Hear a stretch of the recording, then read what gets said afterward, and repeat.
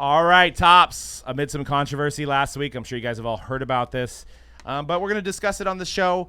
2022 Topps Definitive had a card that was signed or was supposed to be signed by Randy Arozarena and Austin Meadows. The card was pulled. The first one appeared on Twitter, and it was pretty clear that neither of these two gentlemen signed this card. And it also is apparent that one person signed for both of them because it looks like the same penmanship for both people. So Twitter was set on fire, and everybody was demanding answers. The guy that originally pulled this was going to send it off to PSA to get it authenticated, which I don't think that was necessary because it's a duck, looks like a duck, talks like a duck, it's a duck.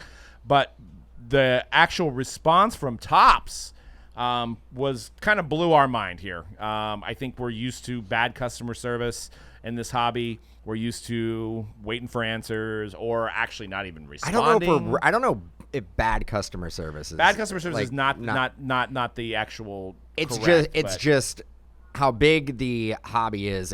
It's almost impossible to please everybody. Right. So stuff like this in the past has been swallowed up or taken years to figure out.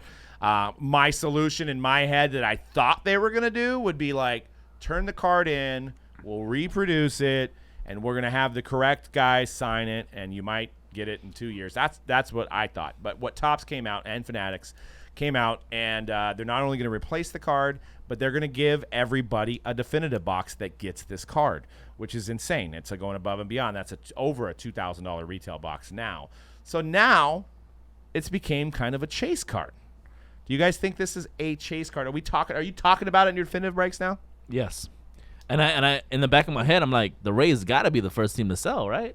Yeah. I mean, it isn't like, and it's not necessarily like we're changing our Rays prices, the same price that we started off with, but like, it's definitely a chase now because now you get that if you pull this card, you're in the money. It went from probably being the worst box hit to one of the better box hits. Because, I mean, let's face it, like, if that is your best hit in a box, it's out of a whatever it's going for, $2,000 box, that's a tough go.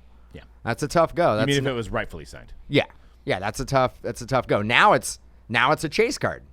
It's a minimum $2,000 card. And you know what? I appreciate Topps having the crystal ball that Wander was going to get hurt and having this program in place ahead of time. You think that's what happened, Cody? That's exactly what happened. They made sure that Wander's hamate bone was properly broken. Now, they are also going to give you a replacement card. They're going to give you a definitive box. And should we talk about what we do? What are we doing?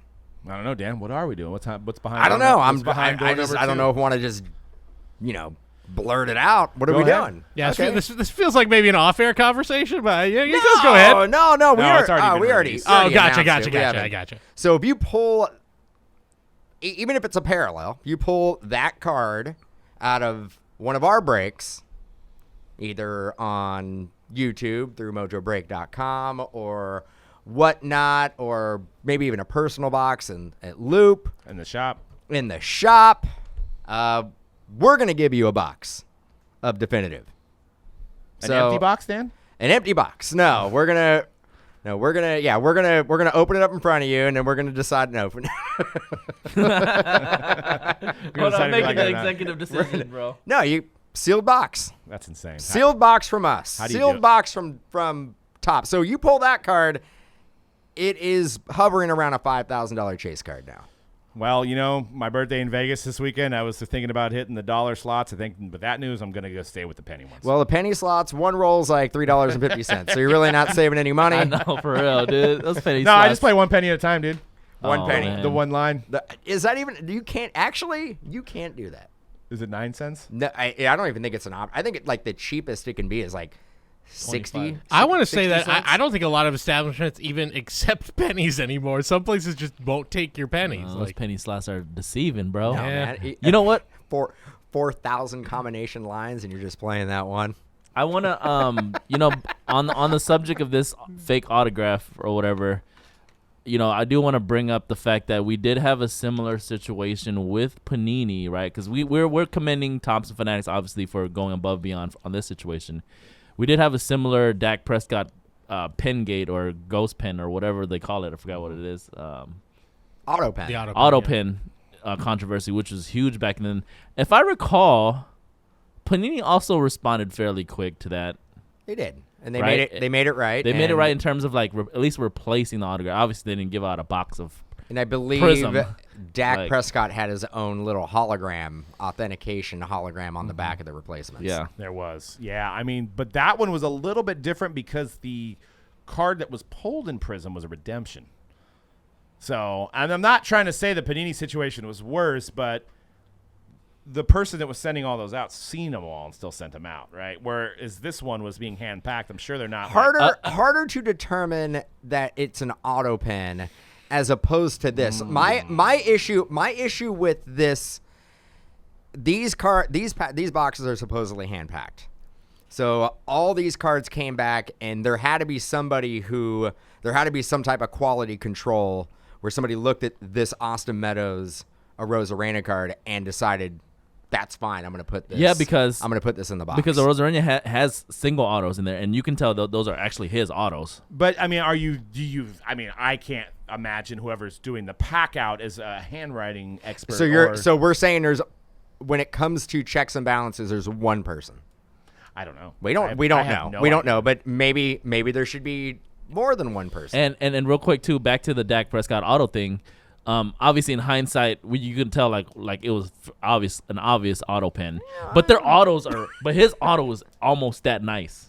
His real autograph. It was. Back then. It was a nice auto. It was almost that nice. Well, I think if Austin Meadows was signed this, well, see, Randy Arozarena, you could quickly eBay or Google his autograph, is very distinct. Very. It is very large and Wow. a lot of straight lines and almost like a high. I mean, it's a nice looking autograph. It's like a high. So Or it could be. that was like the blaring difference was once you look at Randy Arozarena, because Austin Meadows actually has some. If you look back to Bowman Chrome, you can actually see some autos like that. Now, Yeah, I know where you're going with this. the ball, somebody posted a ball that was sold or on some. I gotta find it. I wish we should have had the site before that. It was either a TriStar or somebody that signed. It was Randy Arozarena. It was signed that way. Yeah. Yeah. Yeah. You seen it too? Yeah. So, but it was like a full name. It was like Randy Julio, whatever his middle name is, Arozarena, and it was just like that. I mean, whoever signed this card did they put in some work? Because that Probably for other things as well. those autographs. I mean, Now, I Hard- guess hard to sign that small. they were. Yeah, exactly. It's great, I mean, but it's cursive, and they cursive, literally regular. they literally didn't even try to make any difference. I think they tried really hard. I mean, not that I would ever do this, but wouldn't if you were like tasked to do this? Wouldn't you kind of quickly? It's so obvious, dude. Wouldn't you quickly Google the autograph and try to make it look similar? Or be like, hey, Randy, can you just show me what your autograph looks like real quick? You don't even have to ask him; it's all over the internet. You know what? This also shows how still, even though this industry is growing and growing every single year, this also shows how small we still are as well, how niche we are still, and have a lot more room to grow as an industry. Because the person who was doing this for them didn't have any second thought about Googling or trying to differentiate the signatures. He's just like, let me just do this. It's not going to be a big deal. Let me knock these out for them. Yeah, exactly. Nobody will know. Yeah. They'll. What's that TikTok thing? Nobody will But know. now, think about it. Fanatics, that new deal they signed with all these leagues and with the player associations where they're like, these guys are getting cuts now. This is going to be a bigger thing. Like this to is hold them accountable. Yeah. Yeah, and just to kind of, and I don't know how Fanatics and Topps does it. I've talked to other manufacturers that we've like with the Dak Prescott thing, and these athletes before the card is signed and before it's turned in do sign affidavits that say this is my autograph. So for them to basically go like, I don't know if it's their autograph, they're basically could damage a relationship without it happening. Now I know this one's clear, but like. It's like kind of like you don't want to go to like, hey, Mike Trout, did you really sign this? And he's like, what do you mean? Yeah. And then you damage a relationship. They're basically signing a legal affidavit where they turn in their cards to get their compensation. that to the best of their abilities, they signed these autographs. And I'm sure that happened in this situation. So for them to like go out and like ask them ahead of time, like I said, could damage relationships. Now, how do we respond to some of the people? The responses on Twitter and Instagram were extremely positive with the results for the most part. But there was some people that say, do we have to question everything now? Well, that is the low-hanging fruit response. And I get it. I don't think we do. This product came out, was it a Wednesday? And then Topps basically came out with this statement on Friday. Yeah. That is moving quick. Yes. That is quick. Things like that don't happen that quick. Not in this industry, no. So It's a good sign, actually, moving forward. Yeah. it's a good sign. And again, it looks like Fanatics will, going forward, will be holding these players accountable. Yep. And going And to restore the faith in these autographs being legitimate. I don't think we have anything to worry about going forward. No. And a lot of this, and I know people were laughing at the fact that they use COVID pandy protocols.